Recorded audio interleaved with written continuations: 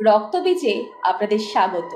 গল্পের প্লটের খাতিরে চাইল্ড অ্যাবিউজ, মার্ডার এবং অন্যান্য নৃশংসতার কথা থাকলেও আমরা রেডিও ভেনামের কেউই এর পক্ষপাতী নই। শুধুমাত্র বিনোদনের কারণেই এর ব্যবহার করা হয়েছে।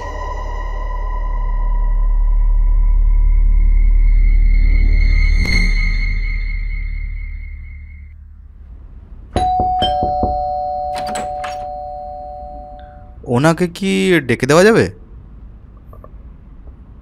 আমি বললাম তো উনি ঘুমাচ্ছেন। আমি ওনার মেয়ে, আমাকে বলুন।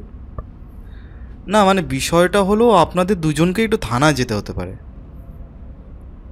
কি ব্যাপার বলুন তো, হঠাৎ থানায় কেন?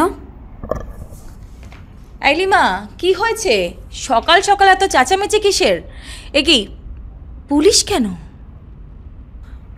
মা, ওরা তোমাদের থানায় যেতে বলছে। কি থানায়?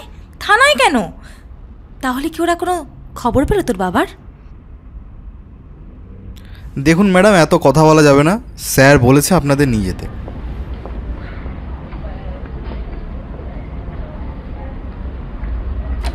স্যার, ওনাদের নিয়ে এসছি।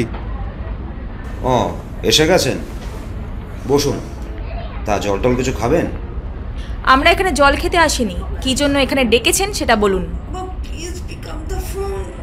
পুষ্পেন্দু লাহিড়ী কি আপনার স্বামীর নাম? মানে আপনি ওনাকে কি করে চিনলেন? জানলেন আপনারা? আমি চিনি সেটা ফ্যাক্টর নয়, কিন্তু প্রতাপ, এগুলো চেনা যায় কি? এটা তো বাবার। লিমার বাবার মানিব্যাগ, চশমা পুলিশের হাতে এলো কিভাবে?